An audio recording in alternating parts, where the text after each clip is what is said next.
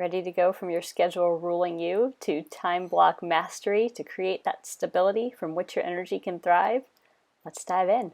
7 steps. Gridding, blocking, creating an energy map, dumping, grouping, assigning the when, and assessing your progress every week. Step 1. Set your grid. On a piece of paper, all I want you to do right now is list your 7 days across the top, and down the left side, list all of the hours of the day. If you are not a pen and paper person, jump on Google, use a calendar, use your favorite planner.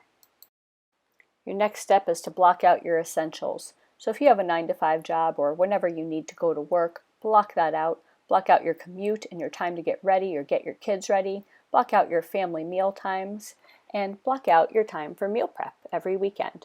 If you have other non-negotiables, commitments to other people that are every week, block those out too. And we're just looking at 1 week at a time. Step 3. Look at the blank spaces that are left and assign an energy map. When you have the most energy, code that time green. When you have absolutely no energy because you feel drained, code that time red. And everything in the middle, color it yellow. Now what do we do with the greens, yellows, and reds? Grab a pile of sticky notes, a big pile, or grab a notebook and some highlighters and a pen.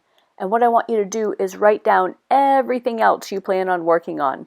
Self-care strategies like working out, massage, meditation, working on this course 5 minutes a day. Whatever that is, whatever you do for self-care, write that down.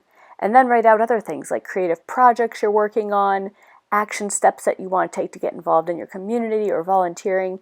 Absolutely everything else goes into this list. Then what I want you to do is take each pile of sticky notes and start grouping them together by category. Either the category of what are their themes, or preferably by category of what takes a lot of brain energy versus what could you do any time of the day. So for example, at the end of the day, I could learn something really easy, like I could read a book I'm interested in. But I know that at the beginning of the day, when I have the most energy, that's the time that I need to reserve for creating. The reason why is because if I try to create things after a long work day, the brain is stuck. It can't go. So organize your sticky notes into green piles.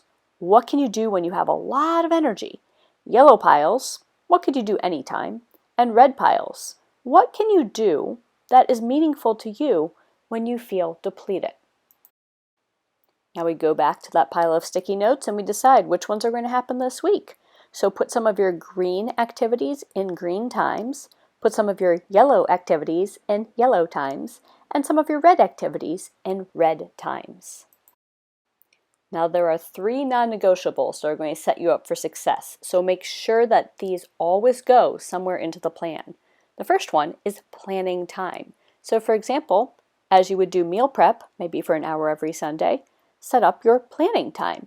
And that's not just for you to create your calendar for the week, but also for you to assess how things went last week so you can adjust for this week, and also so you can communicate with your family, friends, or loved ones on what you need their help with to succeed both for them and for you this week.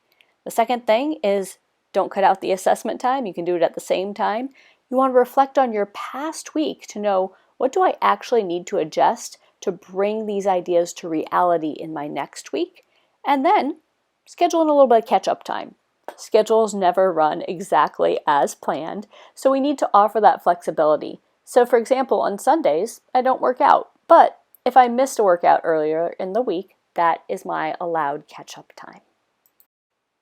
So get started right now. Take 5 minutes and go through this energy exercise, all 7 steps, to set your schedule up for success next week.